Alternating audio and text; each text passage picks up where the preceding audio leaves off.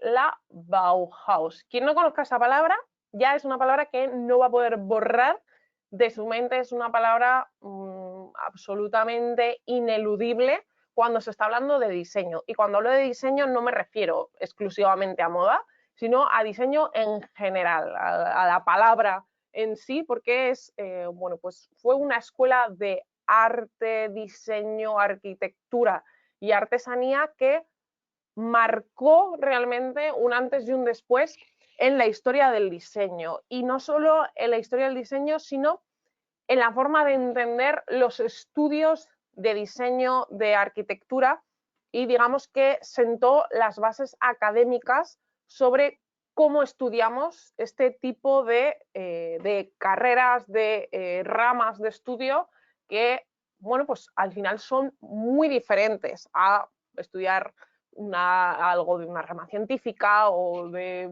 cualquier otra que nos pueda venir a la cabeza. No es lo mismo, pues, yo qué sé, estudiar una carrera de Derecho que estudiar unos estudios que sean de corte artístico o de relativos al diseño. Es un tipo de conocimiento tan específico y tan distinto que realmente requiere de una forma diferente, de una metodología distinta a la hora de tanto aprenderlo como explicarlo, como llevarlo a la práctica.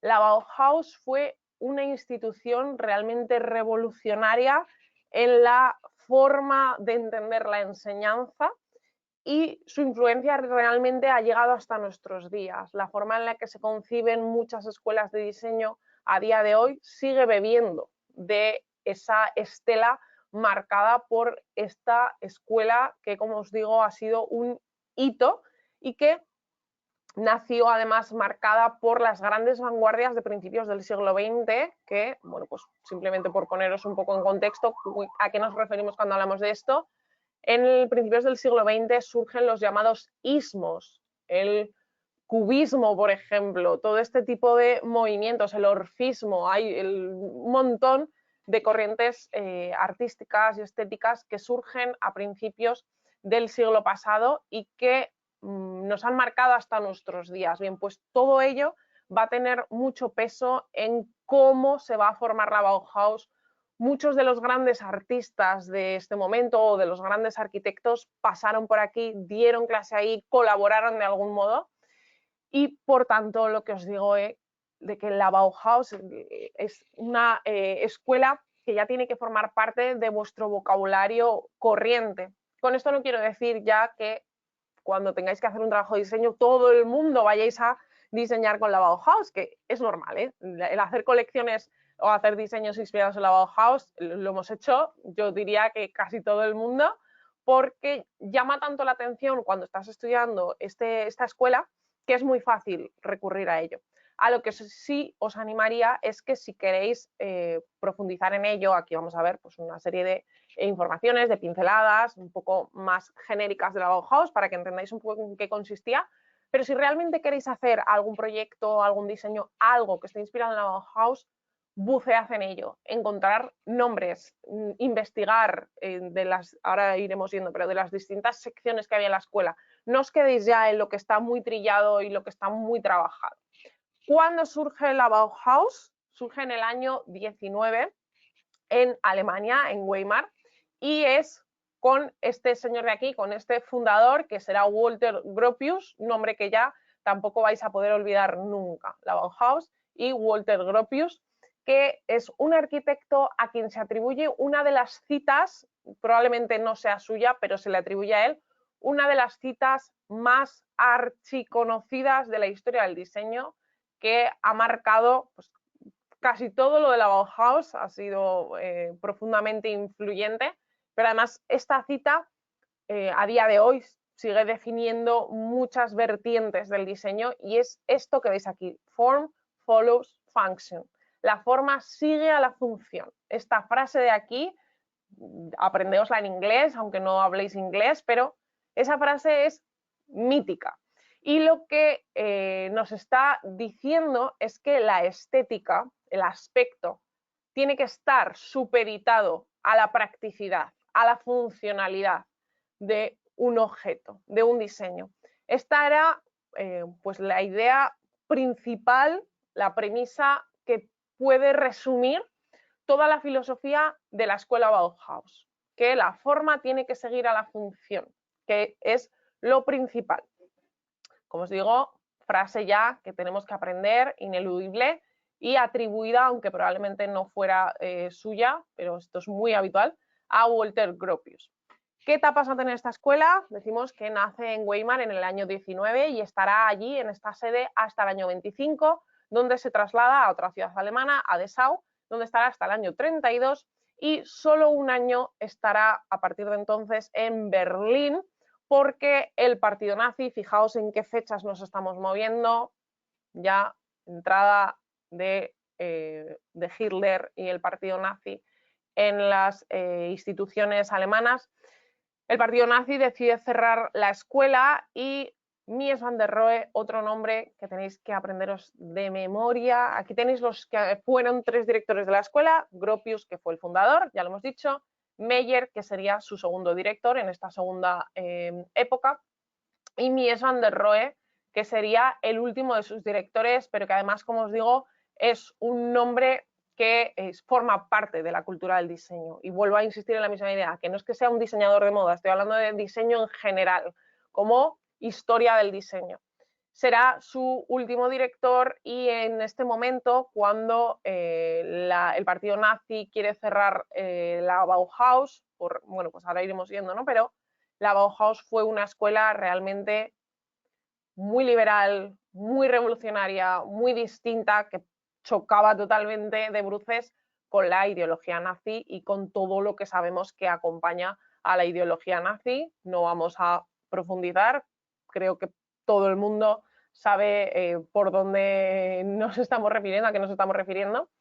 Y intentando salvar esta prohibición, trasladan la escuela a Berlín, donde estará solo en funcionamiento ya unos pocos meses más, de modo que realmente se acabará con uno de los proyectos más interesantes que ha existido en la historia, no solo del diseño, sino realmente en la historia del conocimiento. Era casi un experimento social, ya lo entenderéis luego más adelante el porqué. Quien no haya oído nunca hablar sobre la Bauhaus, entenderéis por qué hablamos casi de un experimento social y por qué toda esta influencia. Y lo que ocurrirá es que la mayor parte de los integrantes de la escuela, de sus alumnos, alumnas, profesores, profesoras, se trasladarán, huirán a Estados Unidos de América para seguir allí. Allí formarían luego pues, distintas escuelas también siguiendo la influencia de la Bauhaus, pero la Bauhaus como tal encontraría su fin en el año 33 en Berlín, con el último de sus directores, Mies van der Rohe. Este nombre, como digo, ya grabado a fuego en la mente, Mies van der Rohe. Y como os estaba contando, la Bauhaus no era solo una escuela de diseño, fue algo muy revolucionario, suponía una reforma muy importante en las enseñanzas artísticas. Aquí tenemos también un centro de estudios que en España también supuso una revolución, que fue la institución de libre enseñanza, en la que pues, gran parte de los poetas de nuestro país y poetisas, bueno, pues en todos esos círculos artísticos se movieron. Ocurrió un poco lo mismo con, bueno, pues con la llegada del franquismo y demás, pues también se acabó con ello. Pero fue todas estas épocas previas a la Segunda Guerra Mundial, esos años de entreguerras, fueron realmente bastante revolucionarios. Como digo, también lo que os decía al principio, como era una época muy bulliciosa en cuanto a generación de nuevos movimientos artísticos, nuevas ideas, aparecen formas muy distintas de expresión artística. Y realmente la Bauhaus fue pues un modo de enseñanza muy disruptivo, que apostaba por algo que no existía hasta ese momento. Sentó además las bases del diseño industrial y diseño gráfico, además del de la arquitectura moderna. Ya veis que aquí no me estoy refiriendo tanto a moda, sí que luego haré alguna alusión, pero sobre todo la Bauhaus en los campos que más influencia ha tenido es en eso, en diseño industrial. Cuando se habla de diseño industrial, nos estamos refiriendo a diseño de producto, es lo mismo. ¿Y qué es diseño de producto? Que a lo mejor pues, hay quien no lo sepa. Digamos que en diseño tenemos unas grandes ramas que podemos diferenciar, sería diseño de interiores, diseño de moda, diseño gráfico y diseño de producto. Podríamos diferenciarlo un poco así. Diseño de producto sería pues, una silla, una lámpara, una mesa, un electrodoméstico, todo lo que su propia palabra lo dice, lo que son productos. Y la Bauhaus fue realmente una escuela que sentó las bases, como decía, del diseño industrial, y a día de hoy hay muchísimos productos que surgieron en la Bauhaus que siguen a la venta, que son productos que realmente tenían tan buen nivel de diseño que se han continuado vendiendo muchísimos años después, o que son muy parecidos a lo que se ideó ahí, o que han ido evolucionando, pero parten de esas premisas que decíamos de que la forma sigue a la función. Apostaba además la Bauhaus por tenía una visión, a veces a lo mejor un poquito pues idílica, ¿no? Pero tenían una visión que apostaba por la producción en masa para reducir los costes y democratizar el diseño de forma que pudiese llegar a todo el mundo. Sería un poco lo que ahora llamamos low cost. La diferencia con el low cost actual es que el low cost de ahora lo que hace es rebajar mucho la calidad, aparte de todas las implicaciones que tiene de, bueno, pues a nivel de personal, ¿no? De todas las atrocidades a nivel humano que implican de trato para los trabajadores y las condiciones en las que llevan a cabo sus actividades. Entonces, en ese lado no se parecería, pero sí que en ese otro aspecto de democratizar el diseño, de que el buen diseño no sea solo para las élites, sino que pueda acceder a él todo el mundo. ¿Cómo? Con la producción en masa. La producción en masa lo que va a hacer es que bueno, pues genera esas economías de escala que permiten que el coste individual de cada pieza que yo produzco se reduzca mucho. No es lo mismo hacer un producto a mano individual que sea único, que eso dispara el precio, tenemos el reflejo perfecto en moda. No va a ser lo mismo producir una camiseta en 3.000 unidades, que se corta todo en bloque, se va cosiendo por fases y se aligera mucho el proceso y reduce mucho el precio, a hacer una camiseta de alta costura a medida para una persona concreta que dispara los costes. Entonces, ahí sería esa misma idea, podemos hacer esa similitud. La diferencia, o lo especial de la Bauhaus, pero que también decía que es un poco idílico, es que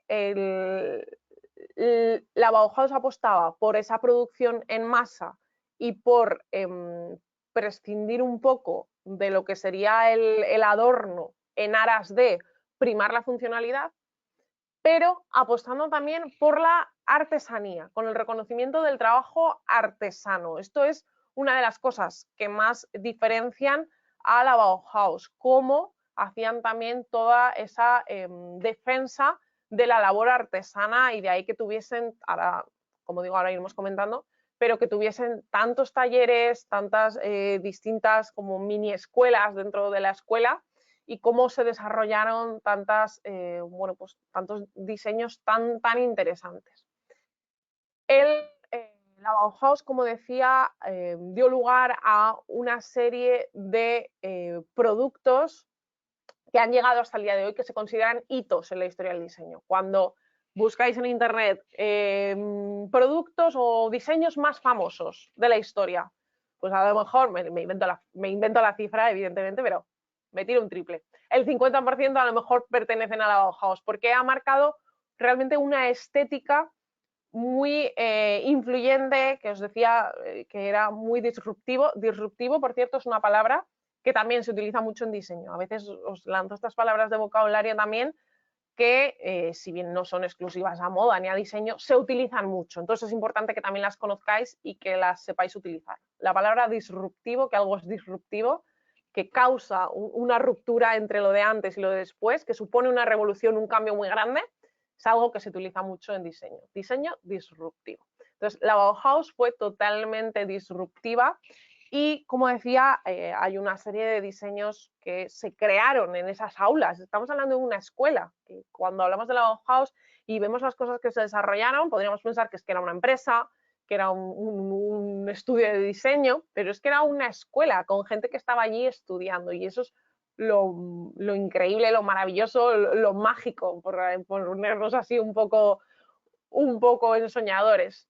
Y como también os decía, la Bauhaus fue tan distinta que no solo hablamos de una institución de enseñanza, sino que hablamos casi de un experimento social, porque fomentaba el trabajo en equipo y las relaciones entre las distintas ramas del diseño. Os decía hace no mucho que una profesora que tenía yo decía que los diseñadores tenemos que ser anfibios, que nos tenemos que saber mover entre las distintas áreas del diseño. Bien, es cierto que no estamos hablando de ese intrusismo, ¿no? de creerme yo que sé del otro tipo de diseño, pero sí el estar abiertos a esas sinergias, a esos intercambios, al trabajar con una persona que se dedica al diseño pero se dedica a otra área, y entre los dos o entre las dos podernos retroalimentar y crear algo que individualmente no podríamos llevar a cabo. Entonces, la Bauhaus hizo mucho hincapié en esto, en esos intercambios, en esa riqueza que se genera cuando personas con distintos backgrounds, con distintos perfiles, colaboran y llevan a cabo proyectos juntos, en equipo, entre sí. Y aquí, por también ahondar un poco en el impacto de la Bauhaus, tenemos una última pincelada que os pongo, como veis, está ahí entre asteriscos, porque luego lo explicaré, pero también en cierto modo, y por eso digo que todo entre comillas, la Bauhaus ayudó a equiparar el papel de la mujer en el diseño, en las artes en general. Hasta este momento, bueno, pues sabemos que la historia de las artes ha sido principalmente masculina, por varias razones, que ahora no nos da tiempo a profundizar en ellas, pero, por cierto, aprovecho, ya sabéis que a veces me va así un poco la mente y me va enlazando con distintas recomendaciones, pero es un podcast que he recomendado muchas veces, que es el de Estirando el Chicle, y hubo, creo que fue la temporada anterior, un capítulo en el que hablaban, no recuerdo el nombre, pero es una mujer que es instagramer y es historiadora del arte, si no recuerdo mal, pero además es divulgadora, y era un podcast sobre el papel de la mujer en la historia del arte. No recuerdo el nombre, pero vamos, que lo encontráis segurísimo. Muy interesante, os animo a que lo escuchéis, a que sigáis a esta mujer. Ya os digo que el nombre no me viene a la cabeza, pero os lo recomiendo un montón, porque vais a entender todo este tipo de cosas, se entiende muchísimo mejor. Entonces, cuestiones de, bueno, pues que a la mujer directamente o no se la dejaba participar en estos círculos artísticos, o que cuando realmente ha formado parte de ellos, su nombre luego no ha pasado, no ha habido registro de ello. Y aprovecho ahora también a hacer otra, y no es de la Bauhaus, pero es que lo acabo de leer antes de entrar en clase y me he quedado muy impactada, así que lo comparto también aquí, aprovechando la coyuntura que me permite esto de equipar el papel de la mujer, porque, bueno, pues os he hablado muchas veces en las clases de Mariano Fortuny. De hecho, yo creo que en una clase muy reciente os hablaba del vestido Delfos de Mariano Fortuny, del Sal, que no me acuerdo el nombre, pero también otro nombre griego. Y acabo de leer un artículo, era del día 30 de diciembre, en el que, bueno, pues resulta ahora que ese diseño no era de él, sino que era de su mujer. Trabajaban en equipo, pero fundamentalmente ese diseño fue de su mujer. Y sin embargo ha pasado a la historia como un diseño de Mariano Fortuny y Madrazo. Me estáis diciendo, anda. Lo acabo de leer hace mismísimo, es un artículo de S Moda, que es un artículo en base a un documental que no sé si se ha emitido ya o se va a emitir en la 2, que se llama La caja de no sé qué. Buscadlo en S Moda, porque bueno, no me ha dado ni tiempo a terminar de leerlo, que lo he leído hace un rato, y ya os digo que yo me he quedado muy impactada y a partir de ahora ya en las clases nunca más diré que ese diseño era de Mariano Fortuny, sino que era de su mujer y cuyo nombre es Negrin o Nigrin, creo que es el apellido, y de hecho cuando patentó ese tipo de vestido está dicho por él que el diseño era de su mujer, o sea que encima es que no hay lugar a la duda. Bueno, este ha sido un paréntesis enorme que no tenía mucho que ver en principio con la Bauhaus, pero como es de súper reciente actualidad y me parece bastante importante, el universo en una caja. Muchísimas gracias, Laura, que nos lo está aquí anotando súper rápido. El universo en una caja es una película documental donde se comenta, donde se habla de todo este tema que os estoy comentando. Se emitió en noviembre y estará probablemente, nos dice, en la web de Radio Televisión Española. Muchísimas gracias por la anotación. Estáis siempre rapidísimos y rapidísimas. De verdad que mil gracias. Así que yo lo voy a ver segurísimo y os pongo esos deberes de que lo tenemos que hacer todos y todas.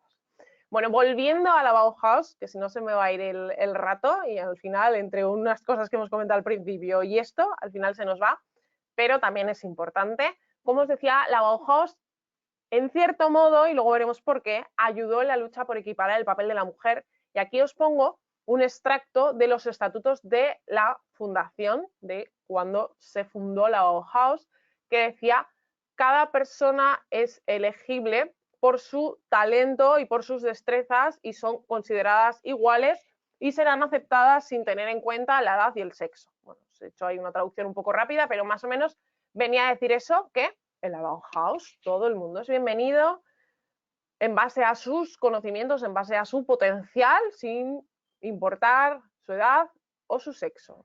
Decimos, pues maravilloso, esto es fantástico, pero bueno, luego veremos que esto muy matizado, pero sí que es verdad que bueno, para lo que era el momento, el contexto histórico, que esto también lo he dicho muchas veces, no podemos pretender hacer una crítica actual a lo que ya es pasado.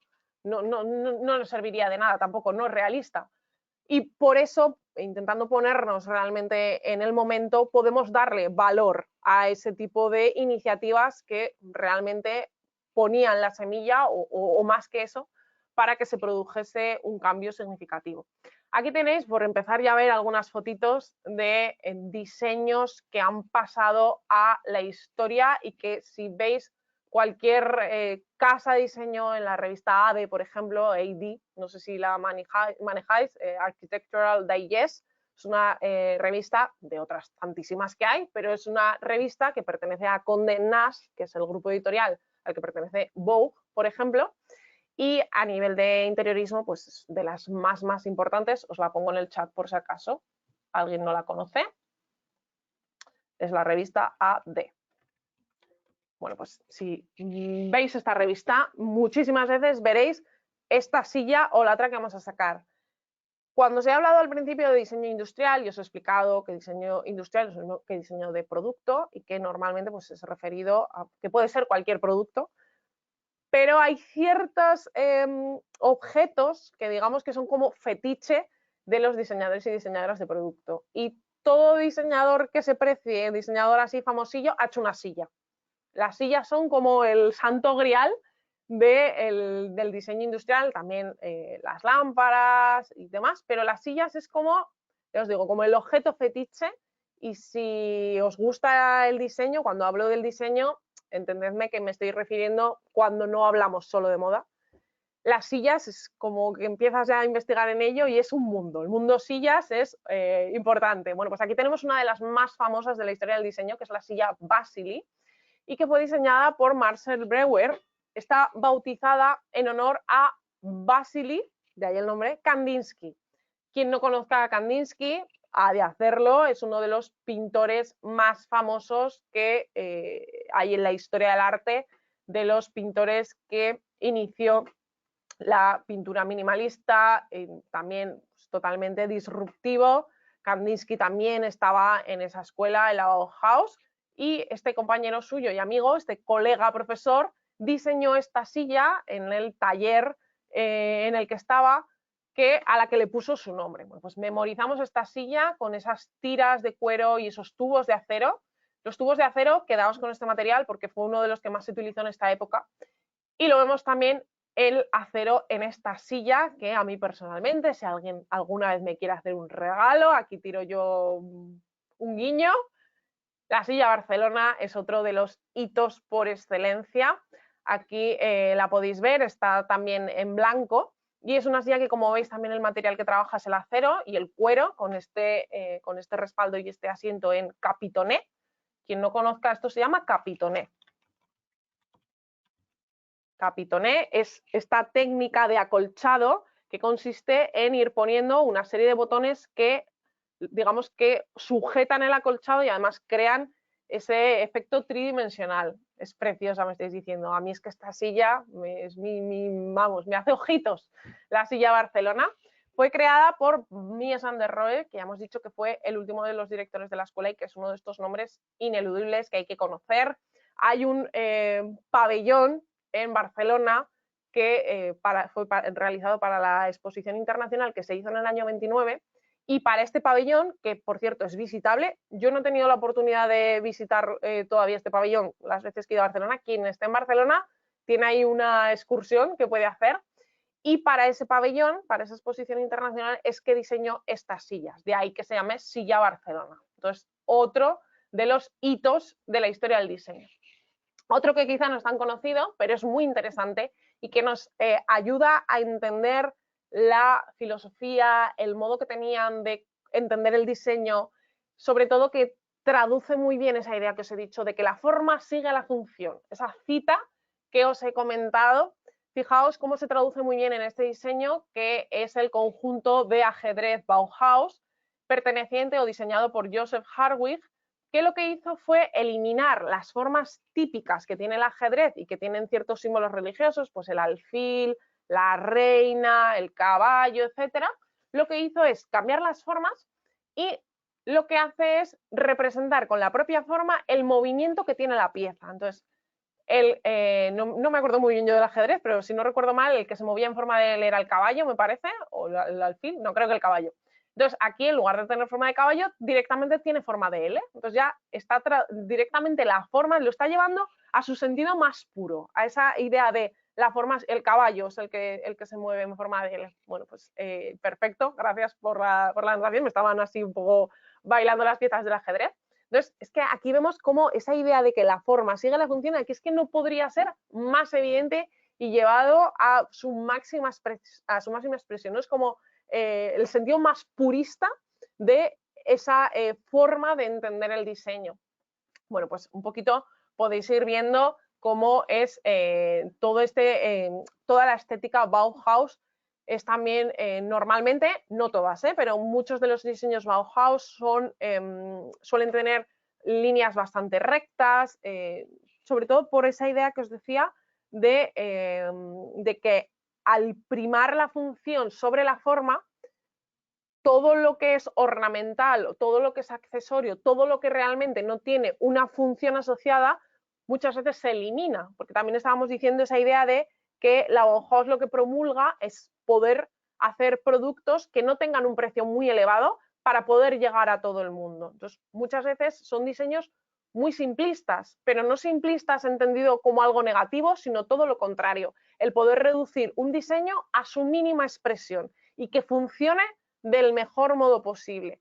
Para muchos diseñadores y diseñadoras, la belleza reside en eso, precisamente. Hay para quien no, y son opciones igualmente válidas. Hay para quien la máxima belleza está en un vestido de Balmain totalmente recargado. Bueno, pues será perfectamente lícitas ambas posiciones, pero para la Bauhaus esa es una de sus formas normalmente de entender el diseño, sobre todo el diseño industrial de producto.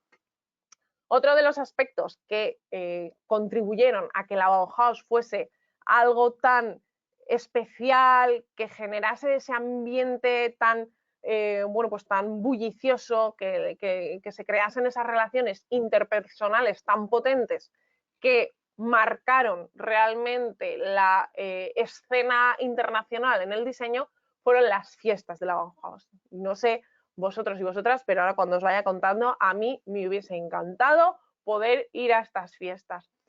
Eran, y parece un poco así raro, pero realmente eran una parte fundamental de la escuela Bauhaus, porque lo que se hacía era que colaboraba todo el mundo e se incluían en sus programas de las fiestas teatro, lecturas, poesía, música y además eran fiestas temáticas, se elegía un tema y duraban incluso puede que varios días, hacían disfraces, trabajaban colaborando, como decía, entre los distintos talleres que había y lo que hacían es que decoraban, pues como os he dicho, creaban indumentarias. Tenemos un ejemplo, ahora veremos unas fotos, que fue la fiesta del metal. Y lo que hacían para esta fiesta fue poner en práctica lo que trabajaban los alumnos del taller del metal, los alumnos que estaban en ese taller y se dedicaban a esto y acabaron decorando toda la escuela. Y fijaos ahí que instalaron toboganes, cubrieron todas las ventanas de hojalata. Y aquí, por también hacer un poco de alusión y que no a lo mejor nos pierda yo por el camino vuestra atención, aunque me resulta difícil que a alguien no le interese la Bauhaus, no sé si es que yo la veo con mucho cariño, pero por también hacer un poco de contacto con moda, fijaos los disfraces que elaboraron para estas fiestas. O sea, estamos hablando de una escuela de diseño que organiza unas fiestas para las cuales los trabajos de esos talleres consisten en hacer disfraces y en hacer todas las decoraciones que luego se van a hacer en esas fiestas. No sé lo que os parece, pero bueno, pues creo que podéis entender un poco por qué fue algo tan distinto, porque realmente es, bueno, pues necesito una peli con este vestuario, me estáis diciendo. Bueno, fijaos que realmente no es, pues no sé, el ir ahora a cualquier tienda y comprarte unas gafas, una diadema, no. Aquí era proyectos, fijaos cómo están aquí los bocetos, cómo van, me estáis poniendo, que os hubiera encantado haber estudiado allí, ser estudiante allí. Estoy con vosotros, con vosotras, me hubiese encantado. O sea, por favor, id fijándoos un poquito en el vestuario que se hicieron, como os decía, ¿no? Eran realmente trabajos que esto no se hace de un día para otro. Entonces, en esos talleres de metal, cómo desarrollaron todas estas ideas y cómo es realmente algo pues, que no se había visto y que os diría más que es que ahora tampoco es que se vea. Quizás nos hemos un poco adormecido, ¿no? Sí que hay lugares donde son más experimentales, pero quizá el resto nos hemos acomodado un poco y bueno, pues este paréntesis que veo ahí no ha tenido luego tanta continuidad.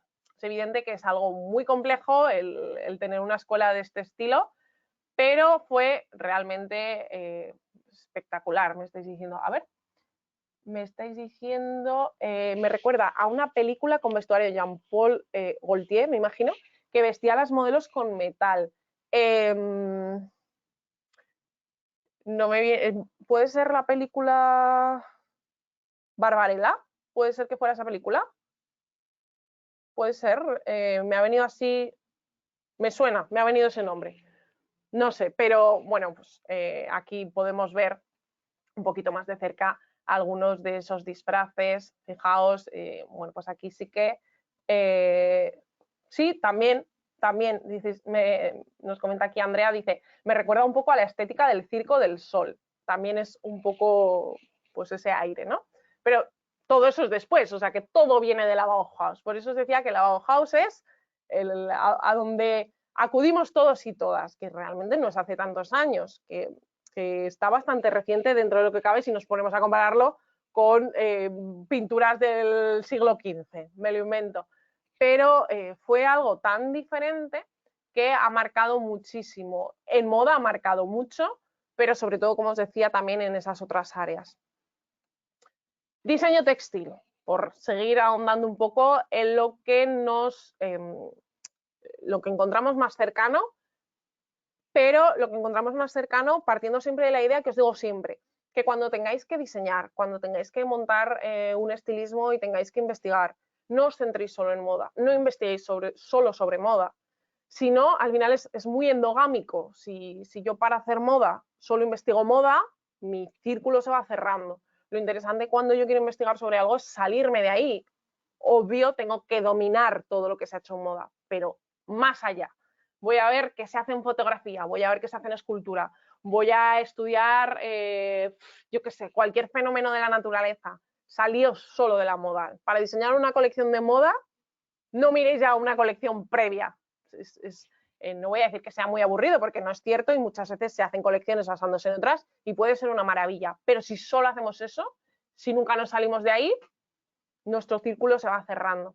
Pero bueno, por realmente sí que centrarnos un poco en algo de la Bauhaus que se acerca más a lo que sería nuestra posición actual, vamos a hablar de lo que serían los talleres de diseño textil, y donde además ahora enlazo con esos paréntesis que hacía, que os decía de, bueno, pues la Bauhaus realmente supuso un cambio para ese paso hacia la igualdad, y decía que así estaba, la premisa era que en función de tu valía tú podías entrar, independientemente de tu edad o tus sexos. Esto decía los principios con los que fundaron la escuela. ¿Qué ocurrió? Que en la realidad esa hipótesis no fue cierta, y Gropius, ese primer director de la escuela, no esperaba ese aluvión de mujeres que quisieron entrar a estudiar en la Bauhaus, y se limitaron las admisiones femeninas a 1/3, solo un año después de que se abriese la escuela. O sea, ya ahí tenemos un problema, que estaría contradiciendo eso. Pero además, no solo eso, sino que hubo varias secciones de la Bauhaus, varios talleres a los que no se nos permitió acceder a las mujeres, como fue, por ejemplo, el taller de arquitectura. La arquitectura, dentro del diseño, si bien no es diseño, son ramas distintas, pero sí que están muy cercanas. La arquitectura, y sobre todo en estos momentos, era, bueno, pues el tótem, ¿no? Estaba en el escalafón superior. Los arquitectos, y aquí que hablo sobre todo de masculino, eran pues los dioses dentro del mundo del diseño. Disappointed but not surprised, nos dice Sofía. Tal cual. Decepcionada pero no sorprendida. Entonces, no solo se limitó la cuota, o sea, hubo cuota ya, solo con eso, solo con el hecho de haber cuota ya mal, sino que además hubo talleres, sobre todo los que se consideran más importantes, a los que no se permitió acceder a las mujeres, y se nos relegó a lo que consideraban que eran talleres de segunda, por decirlo de algún modo, que eran, pues eso, los talleres textiles. ¿Qué ocurrió? Pues que, pues mira, que conseguimos que fuera una de las partes más exitosas de la Bauhaus y de los que más tuvieron más salida comercial, de los talleres que se convirtieron en los más exitosos, los más experimentales, los más colaborativos. Fue un poco como, ¿solo me dejas estar en esto? Vale, pues verás todo lo que voy a hacer con el taller de textil, que es al que me dejas acceder. Luego, conforme fue pasando el tiempo, aunque ya veis que la historia de la Bauhaus tampoco fue tan larga, pero luego ya sí que se fue dando un poco más de entrada a esos otros talleres que en principio se nos tenían vetados, pero al principio nos dejaron solo esto que, bueno, pues siempre se ha considerado como algo de mujeres, ¿no?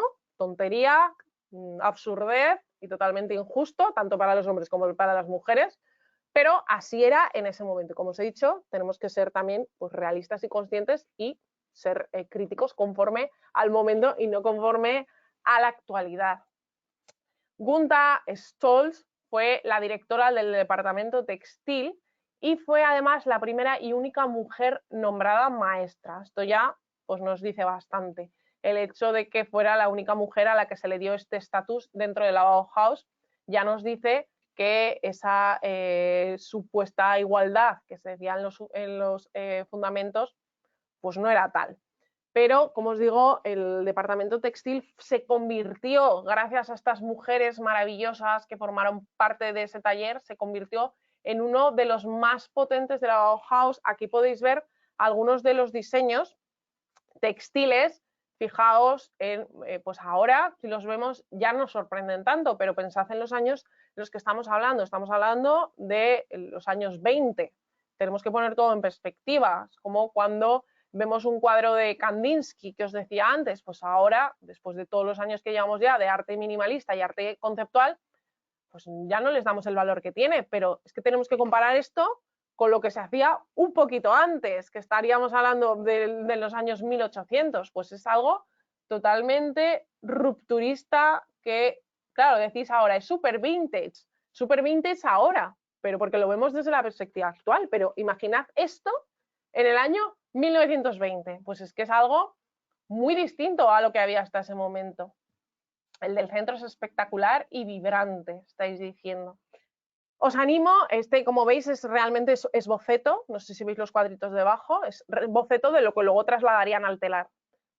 Os animo a que investiguéis sobre este taller textil, que investiguéis en los nombres que hubo de mujeres de este taller textil, en su trabajo, en lo que hicieron, esas ideas, pero, insisto, que es muy, muy interesante, pero que no os quedéis solo ahí, que investiguéis que no os quedéis ya solo con el nombre que os he dado de esta mujer, sino que vayáis un poquito más allá, porque si no volvemos a ese problema de que nos quedamos en la base y a lo mejor, muy probablemente, muchas personas que estáis hoy en la clase estaréis hablando hoy a hablar de la Bauhaus por primera vez, pero la Bauhaus es muy conocida, entonces se ha utilizado ya muchas veces. Entonces, por eso no os quedéis solo en la base, porque entonces no os vais a diferenciar.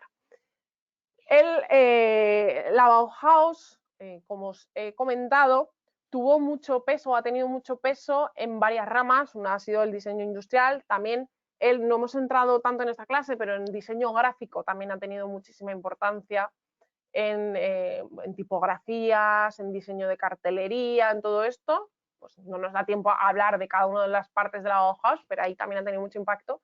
Y sobre todo, os decía, también en la arquitectura.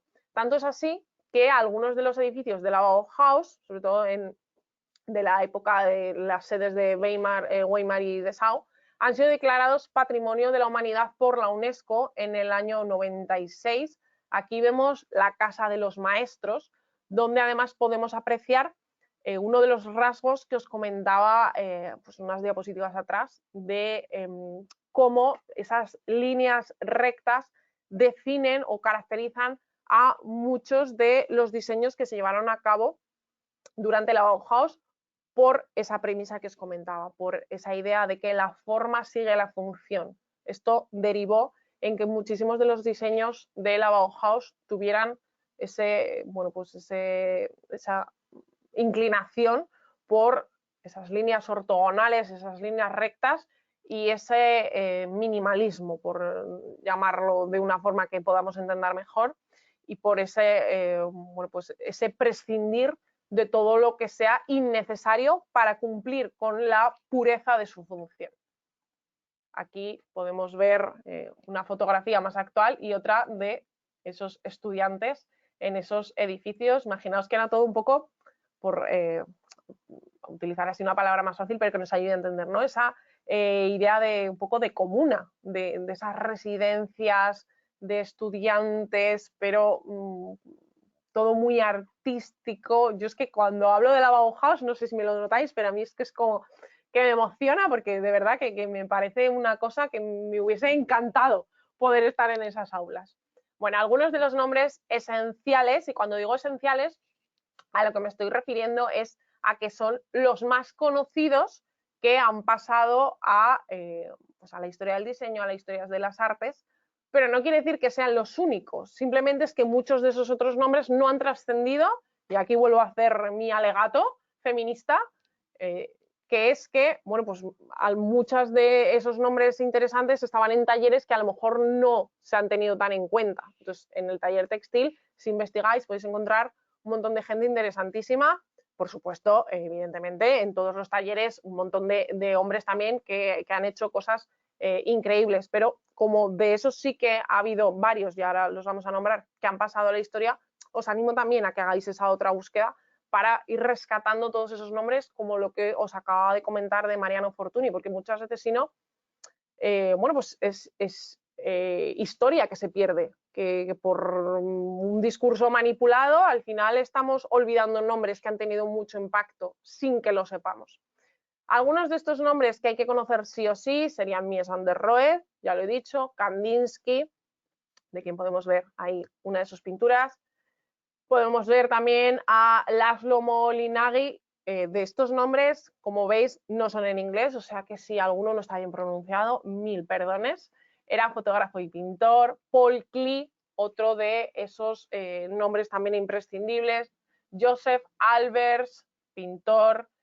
Johannes Itten, pintor y además uno de los autores más importantes. Estos estaban en los talleres de pintura y es uno de los autores más importantes también en cuanto a todo el tema Albers e Itten, los dos, de teoría del color. Están, cuando investigáis sobre teoría del color, sobre las asociaciones que se hacen con los distintos colores, cómo interactúan los colores, cómo se utiliza eso en diseño, todo este tema de teoría del color está relacionado con estos dos autores.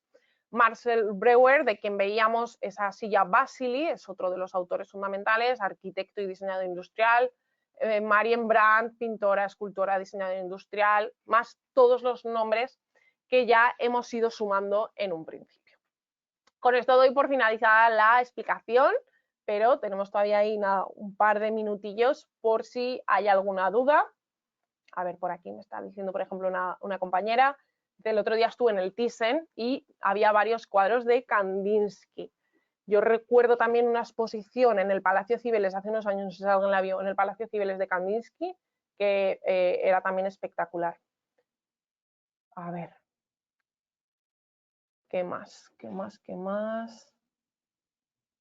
La película de Gaultier, que nos decía antes la compañera, os la pongo escrita, a ver si me deja copiarlo. Creo que no.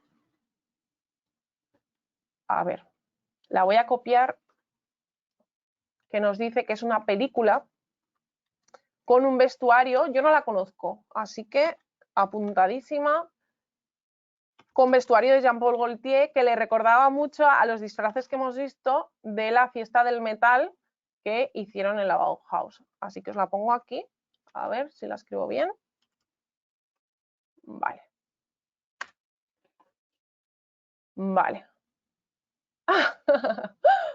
Se nota, ¿no? Se nota que disfruto cuando hablo de la Bauhaus. Pues espero haberos transmitido la misma pasión por ella y que ahora cuando le contéis a la gente sobre la Bauhaus también se os llene la boca, se os enciendan los ojos cuando habléis de la Bauhaus, porque realmente es algo muy especial.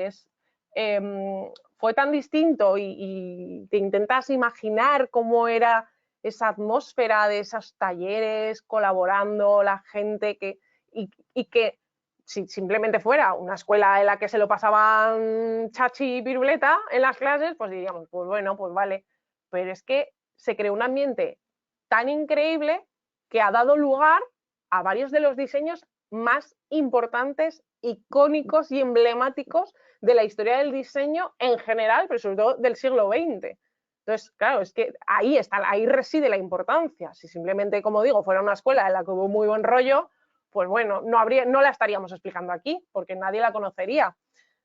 Pero lo importante es eso, que generó una forma de enseñanza tan disruptiva, como os decía, y tan potente, que nos ha permitido que a día de hoy la silla Barcelona, que os decía que es mi silla favorita, pues se vende a 6.000 euros la unidad de silla. Entonces, y estamos hablando a día de hoy, y fijaos ya hace cuántos años está hecho ese diseño. Entonces, ahí está la importancia de la Bauhaus, el que ha llegado hasta hoy y se mantiene con una modernidad. Muchísimos de sus diseños, por ejemplo, también los diseños, aunque este no era realmente de la Bauhaus, si no recuerdo mal, era de la otra escuela, bueno, no os quiero liar, pero los productos, por ejemplo, de la marca Braun están también muy en esta época de todo ese tipo de diseños que prescindían de todo lo ornamental para centrarse en la función. Esa sería la premisa fundamental que define a la Bauhaus, sobre todo más en su vertiente de diseño industrial y de arquitectura. Quizá en textil y en pintura se deja llevar un poco más por ese lado más artístico y más estético, pero en la parte de arquitectura y diseño industrial, sobre todo es esa premisa de la que hemos hablado al principio. A ver si me he dejado alguna duda por aquí.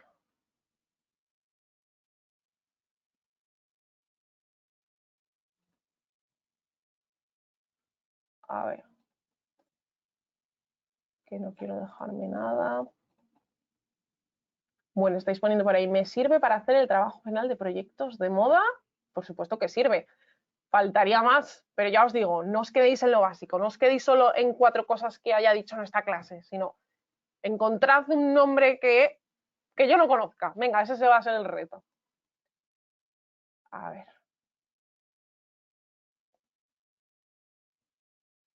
Muy cubista, otro que no sé si lo he nombrado al principio, creo que sí que he hablado de los sismos al principio y he nombrado el cubismo. A ver. Este cine se presenta de cine total, estáis poniendo. Hay que buscar muchas cosas. A ver.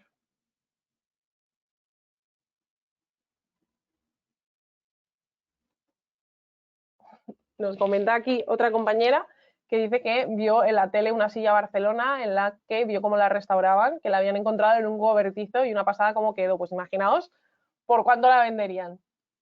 Ya os digo que son piezas muy cotizadas.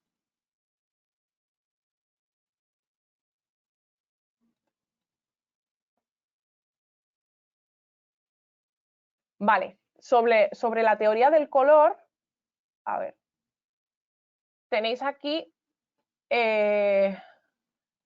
dos nombres, sobre todo Itten y Joseph Albers también, pero Itten son estos dos autores y sobre todo Itten son los que son pertenecientes a lo que se llama la teoría del color. Bueno, creo que sí que con esto he contestado a casi todo. Me parece que sí, a ver. También otro libro referente al diseño, Punto y Línea, de Kandinsky, que también hemos nombrado a Kandinsky, no hemos hablado mucho sobre él, casi más como referencia por el nombre que le pusieron a una silla, pero aquí podéis ver una de sus obras. Y bueno, pues es que, por ejemplo, alguna clase que tenéis en la que os he hablado sobre los pesos visuales, todo este tipo de reglas sobre composición, todo este tipo de cosas, en su mayoría, provienen de la Bauhaus. O sea que a partir de hoy tenéis aquí, se os ha abierto, para quien no la conocéis aún, se os ha abierto un campo inmenso en el que podéis investigar. Bueno, espero que os haya gustado la clase, muchísimas gracias, que habéis estado, siempre lo estáis, pero hoy especialmente súper participativos y participativas, así que muchísimas gracias.